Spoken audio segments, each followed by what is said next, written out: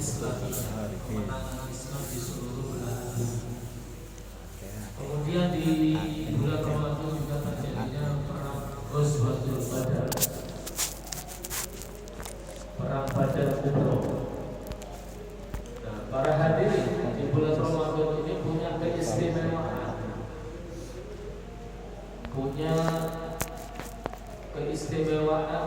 yang disebutkan oleh Nabi Sallallahu Alaihi Wasallam bahwa di bulan Ramadan itu pintu-pintu surga dibuka dan pintu-pintu neraka ditutup, serta dedengkot setan dibelenggu. Nah, ini pertanyaannya, setannya dibelenggu tapi kok masih banyak orang yang enggak puasa, ya, masih main dadu, main apa lagi, pokoknya berbagai maksi.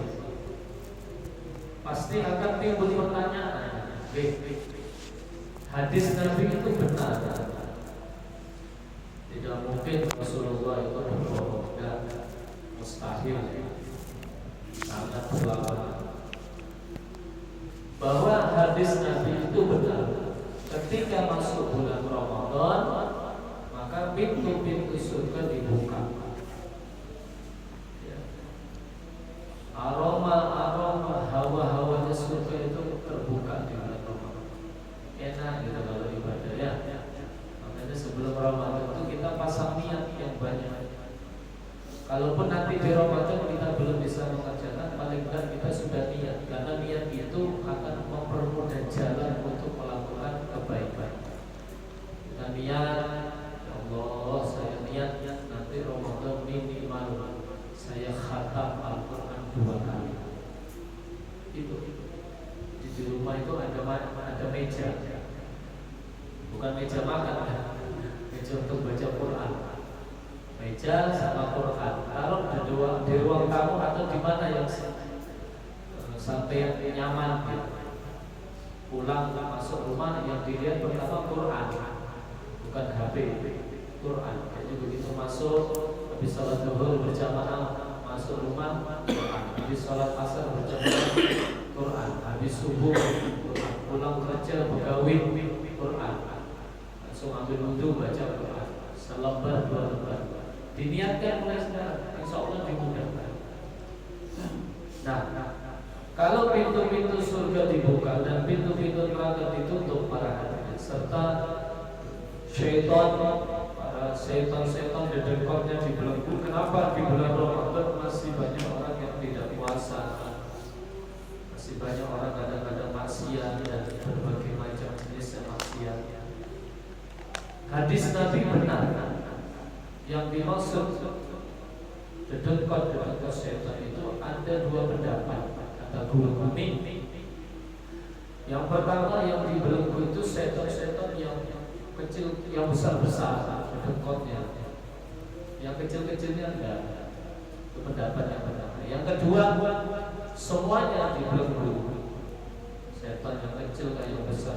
Cuma bagaimana virus-virus setan ini yang sudah merasuk ke dalam diri manusia, meskipun setannya sudah tidak menggoda, tapi kebiasaan jeleknya masih, ya, sudah tertanam di dalam dirinya. Mau Ramadan mau tidak Ramadan, ya sama aja. Ya. Makanya bulan ini, bulan Rajab, bulan Sya'ban, bulan untuk berbanyak istighfar, taubat, sehingga bulan Ramadan kita bisa panen. Ya. Jadi kata setan, jangan salahkan saya kok disalahkan. Saya sudah dibelenggu, itu manusianya sendiri yang sudah kayak saya. Ya, ibaratnya kan gitu. Nah, maka kita berharap ya Allah. Kenapa sih? Karena bulan Ramadan ini banyak nafahat. Ada nafahat. Nafahat itu apa? Hembusan rahmatnya Allah. Hembusan kasih sayangnya Allah. Syahrul Jud, bulan Ramadan, bulan untuk kita itu kayaknya pengen dermawan terus, ya.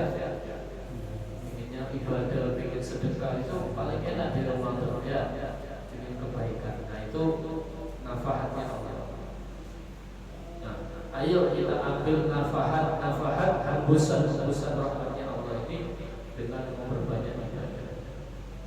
Ada banyak nafahat diskon-diskonnya Allah yang diobrol di bulan Ramadan.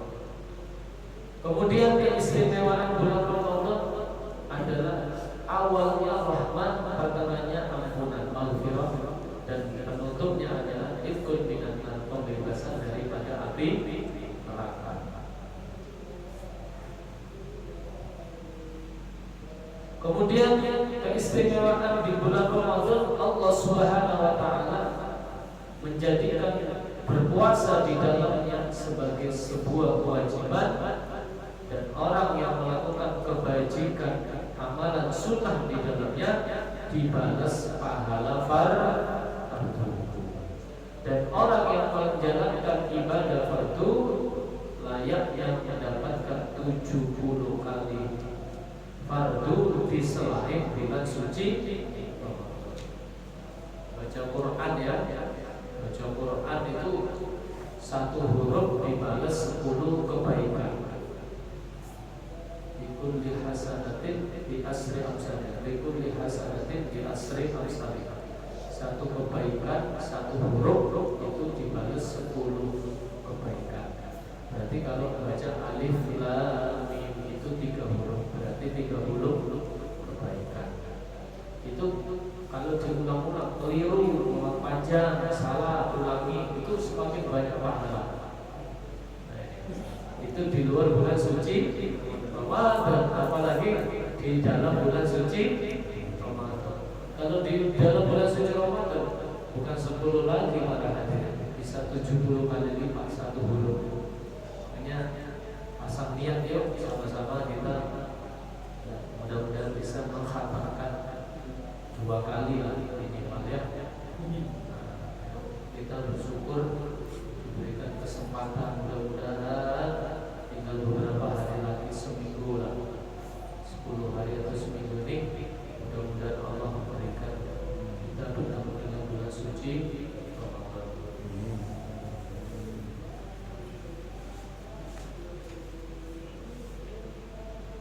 Saking luar biasanya Ramadan itu kan Nabi Muhammad selalu berdoa ketika masuk bulan, Allahumma barik lana fi Rajab wa Sya'ban wa ballighna Ramadan. Penting. Kemudian ada yang perlu disampaikan. Ada kemarin sudah dibahas belum 9 perkara yang membatalkan puasa. Sudah tuntas. Sisanya belum.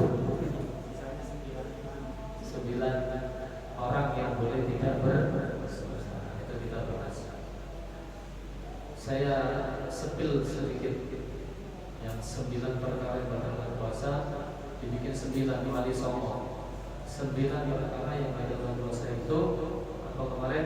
Maksudnya segala sesuatu ke salah satu 5 lubang: mulut, hidung, telinga, jalan depan, jalan belakang. Yang kedua muntah dengan, yang pertama tadi masuk, lawannya masuk keluar, muntah dengan sengaja. Yang ketiga masuk lagi, masuknya 2 alat kelamin, berhubungan badan di siang bulan suci, malam-malam aja, habis buka langsung. Seperti siapa? Seperti sahabat Sayyidina Umar bin Khattab, buka puasanya langsung. Mau itu ya apa? Minum dulu, makan kurma, tancap. Sampai lupa salat maghrib ya. Berhubungan badan.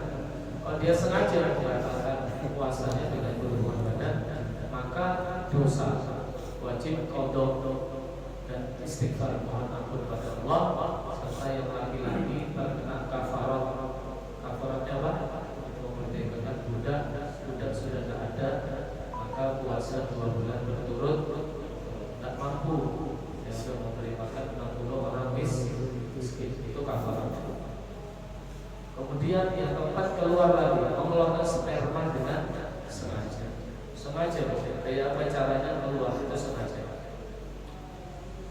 Mencium-cium istrinya sampai keluar, nah ini Ini juga sengaja. Kemudian yang kelima, hilang akal. Hilang akal itu ada tiga. Hilang akal sebab gila, mabuk, pingsan, dan tidur. Kalau tidur tidak membatalkan puasa. Kalau pingsan itu dilihat dulu pingsannya ya. Kalau pingsannya seharian penuh, ya batal puasanya. Tapi kalau pingsan kemudian sadar sebentar, maka tidak batal karena ada sadar sebentar. Yang ke-6, 7, 8 khusus pertemuan haid, nifas, melahirkan, dan 9 murtad.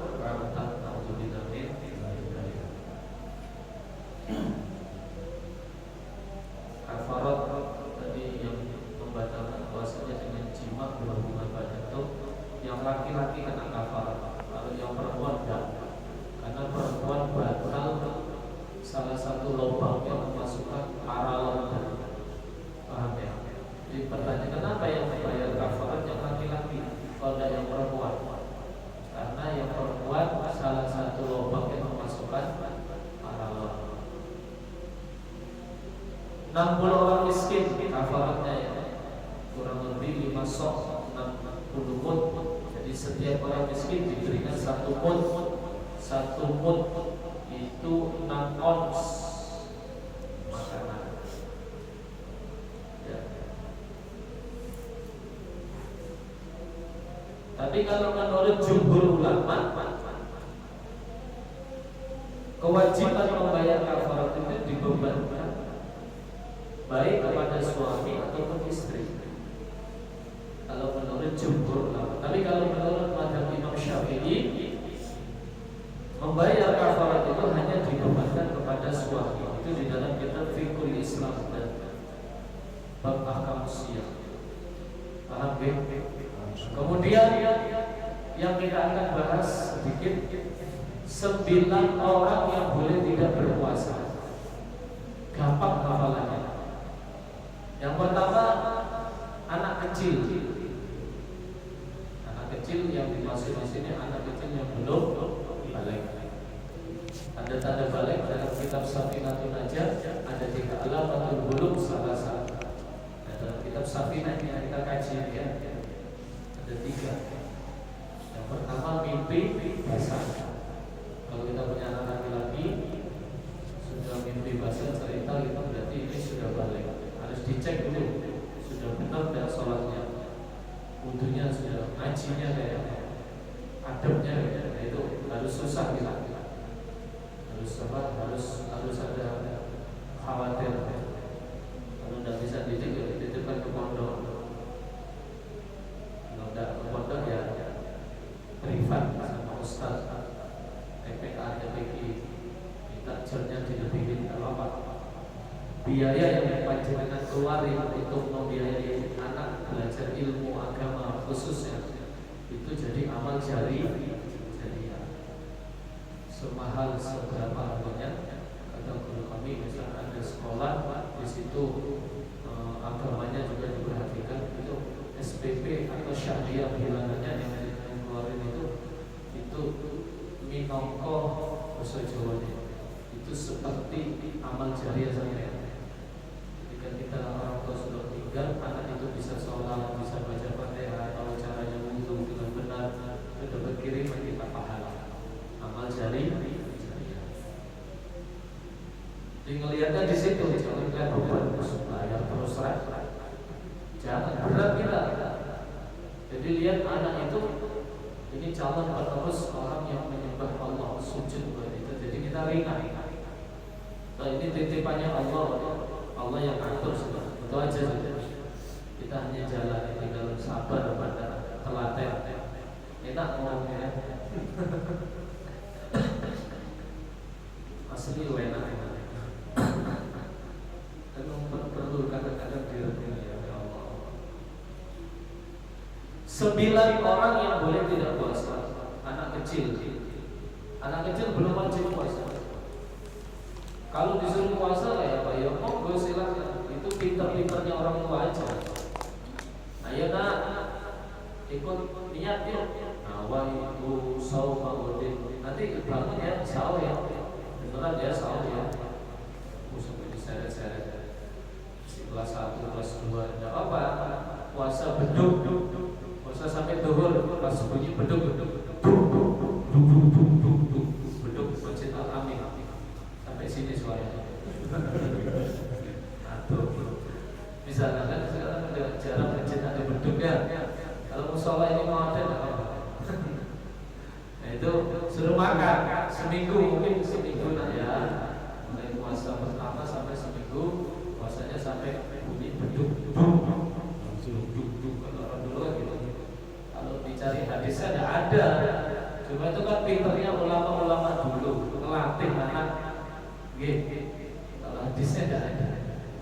Untuk melatih anak puasa. Nanti seminggu selanjutnya buka puasanya jam 2 ya. Habis udah jam 2 makan, beli es krim, beli jajan udah terserah.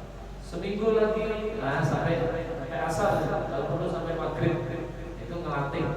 Bukan hanya puasanya saja, tapi sholatnya juga, menutup auratnya, kasih tahu auratnya mana. Anak perempuan kasih tahu kalau pada temanmu megang bagian sini jangan mau, tak boleh. Itu harus diajari, ditanamkan mulai dini. Begitu juga laki-laki, tak boleh megang ini, tak boleh gini-gini.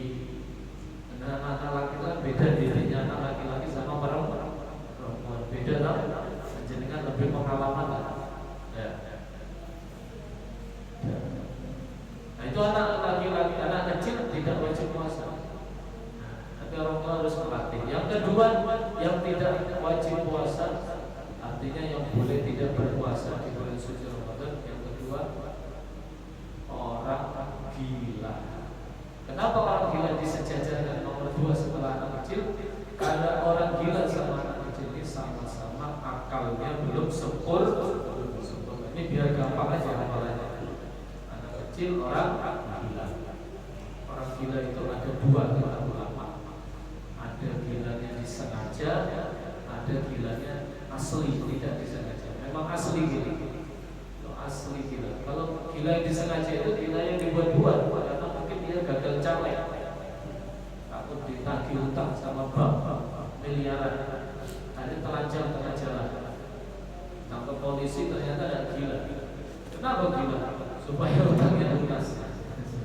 Ya, itu kalau dia gilanya pura-pura gila, gilanya disengaja di bulan suci Ramadan, ya tidak sah puasa. Seumpama dia sudah sadar dari gilanya wajib dikontrol. Kenapa wajib dikontrol? Karena dia aslinya tidak gila, cuma dia gilanya disengaja, ya maka wajib kontrol. Tapi yang kedua, gila yang asli gila memang. Karena mungkin beban mental atau karena permasalahan, sehingga dengan ada istilah ODGJ, orang dalam gangguan. Karena ada tingkatan ya, ada yang bisa disembuhkan, ada yang sampai itu di mana? Ya dibikinkan kayak kandang gitu, kalau dibilang kayak dipasung gitu, kayak situ ada itu ya Allah. Nah orang gila ini masih tertutup akalnya, maka tidak wajib. Nah kalau yang asli tidak wajib kodok, tidak wajib karena dia asli gila. Yang ketiga, orang yang boleh tidak berpuasa di bulan suci Ramadan adalah siapa? Orang tua yang sudah lansia. Nah, orang tua yang sudah lanjut usia, yang sudah sepuh, yang sudah nini kalau bahasa Jawa itu ya. Orang tua 90 tahun lebih sudah tidak mampu untuk berpuasa, maka Islam memperbolehkan untuk tidak berpuasa, nanti wajib bayar fidyah. Sama yang bayar wajib, yang bayar itu ya anaknya. Dalam kajian ilmu fikih itu kan, ketika orang tua kandung, ketika orang tuanya sudah tidak lagi mampu bekerja,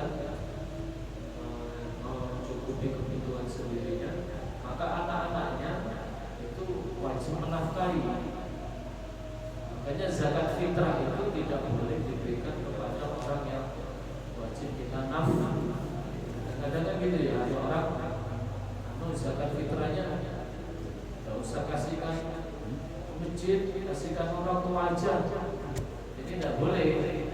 Orang tua itu wajib kita nafkahi, bukan malah kita kasih zakat fitrah setahun sekali. Bukan.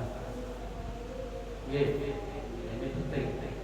Nah, orang tua tidak wajib puasa karena dia sudah tidak mampu. Nah, ini bedanya puasanya kita umatnya Nabi Muhammad itu gitu, sesuai dengan karakteristik kita, tidak memberatkan. Kalau yang saya baca itu di buku tentang puasa itu, kalau umatnya Nabi Nuh itu dulu umurnya ribuan ratusan tahun, kuat-kuat gede, sehingga kalau puasa itu seharian penuh. Ketika bangun tidur sudah imsak. Ketika bangun tidur sudah imsak, tidak ada sahur. Ya.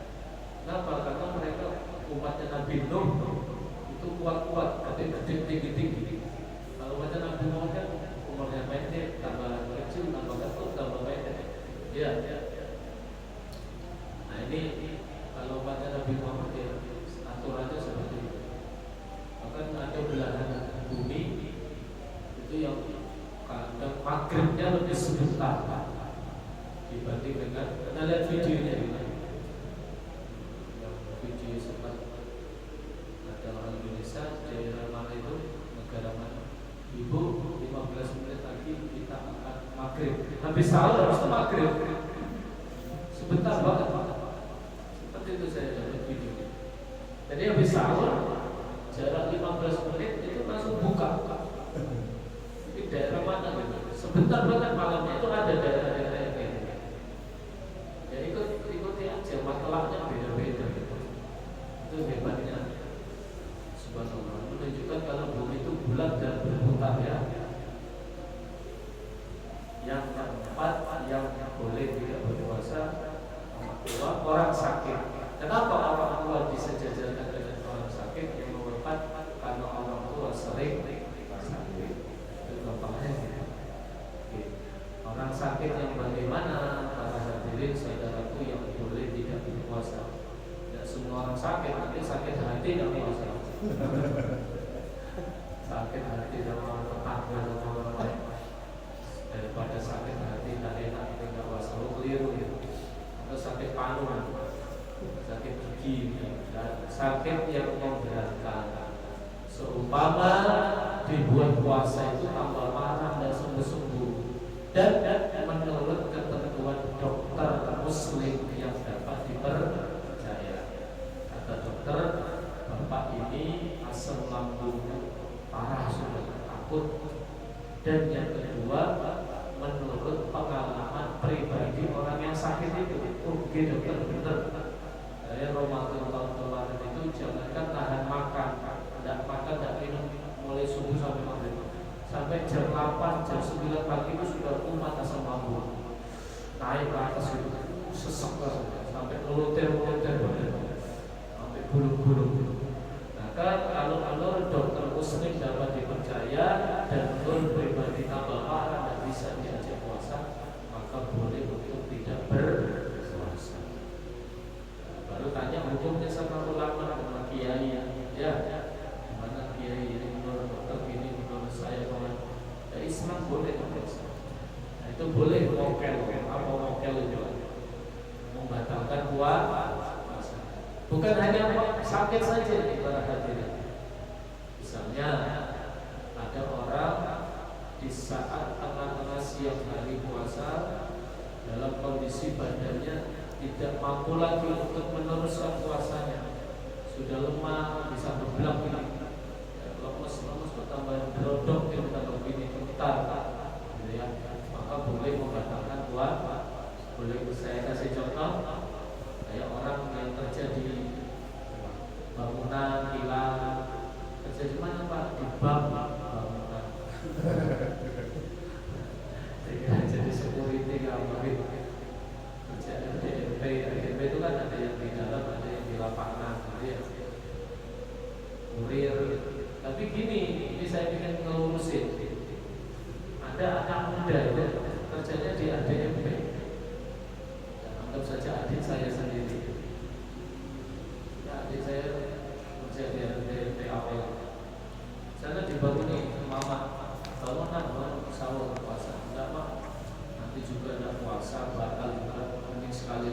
itu tidak boleh, dosa itu. Asli dosa. Tidak boleh. Kadang-kadang kan orang gitu ya. Itu juga batal di sana. Penting aja tidak bisa puasa. Itu tidak boleh. Asli dosa. Asli dosa. Kerja apapun tetap malam niat, pasang niatnya diingatkan awal itu sawamadin anna dari syahrir dan sahur. Toh kalau seumpama dia berangkat kerja dari rumah sudah puasa, kalau seumpama di tengah pekerjaan di siang hari dia sudah tidak mampu karena tuntutan kerja itu kewajiban dan Islam memperbolehkan karena kondisinya tambah lemah, tambah panas. Kalau di Jawa itu mungkin panen padi di sawah panas lagi gitu, atau orang yang tidak ada pekerjaan lagi kecuali hanya jadi petani, tidak ada pekerjaan lagi kecuali jadi tukang bangunan, jadi tukang kuli mukul batu, karena memang kemampuannya di situ, maka boleh dia membatalkan puasanya, nanti dipotong. Jadi jangan jadi alasan terus nanti juga ada puasa mending nggak usah, itu tidak boleh. Sampai sehat kok, ya jalani aja dulu. Dan ini bentuk keimanan, keimanannya di situ. Karena ada kan orang tetap meskipun panas tetap boleh puasa, itu ada. Meskipun dalam Islam itu paham ya, apalagi yang sakit, gitu ya. Jangan dipaksa, tidak ada paksaan. Jangan dipaksa. Kalau menemukan kondisi badan kok tambahan asli bukan direkayasa. Nah itu tidak apa-apa. Itu yang keempat, orang sakit. Yang kelima, wanita yang hamil menyusui haid nifas, gitu ya. Itu boleh tidak berpuasa. Wanita hamil dan menyusui boleh tidak berpuasa karena mungkin khawatir kondisi janin atau anaknya. Kalau ada wanita hamil atau menyusui, ini tidak puasanya karena khawatir dirinya saja, anaknya kuat. Anak saya kuat Pak Ustaz, tapi saya lemes karena susunya diminum terus asinya sama bayi, maka wajib qadha. Paham ya? Ini ketentuan, ini harus apa? Jadi panitia penerima zakat tidak serta-merta semua yang bayar fidyah diterima, tapi ditanya dulu kenapa sampai yang bayar fidyah. Pak, bayarkan emak saya yang tidak puasa sudah tua. Oh iya, tidak apa-apa. Tapi kalau ada ibu-ibu bayar fidyah karena hamil atau menyusui, maka ditanya dulu sebabnya, alasannya kenapa tidak kuat menyusui, karena apa kondisi? Karena kondisi saya yang tidak kuat. Kalau anak saya oke kuat, saya yang lemes, maka wajib qadha, tidak wajib bayar fidyah. Yang pertama, kalau khawatir sama dirinya, mamanya sendiri. Yang kedua, kalau khawatir sama mamanya dan bayinya.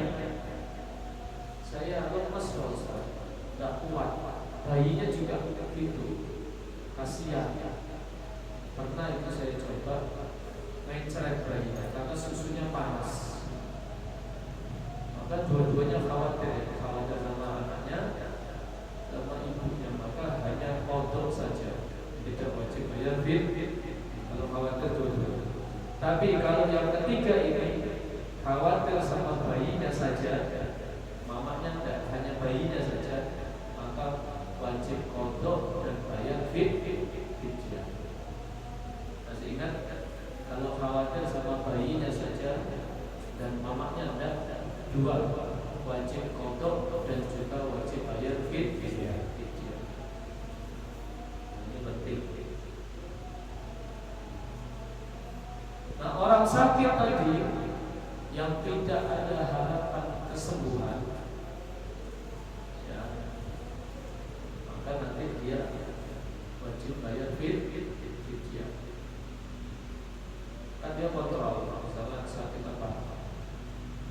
asam lambung itu racun asam lambung, tambah parah, tambah akut, tambah parah.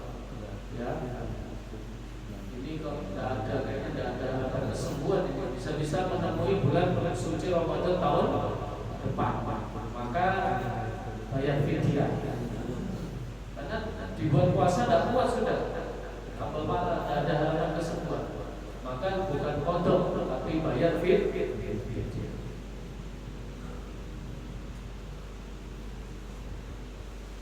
Kalau yang disebutkan di sini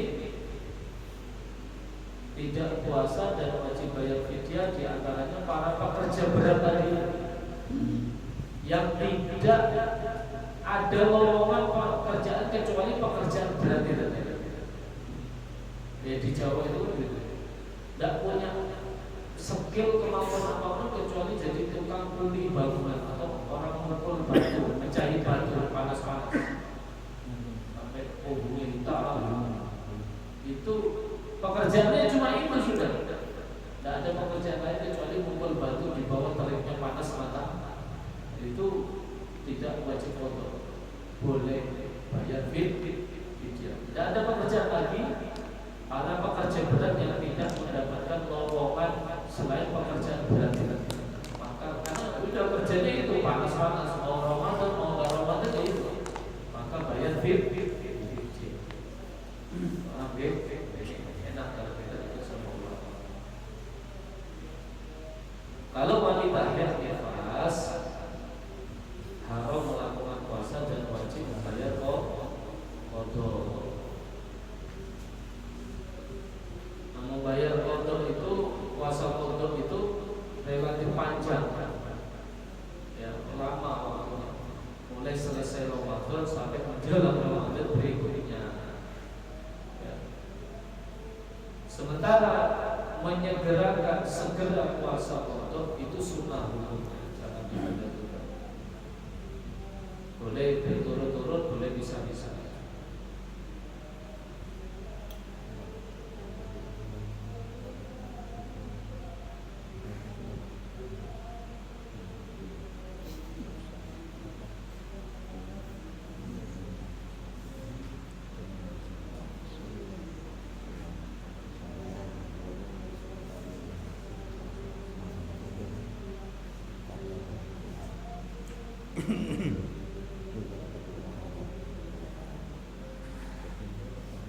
Kalau meninggal, ada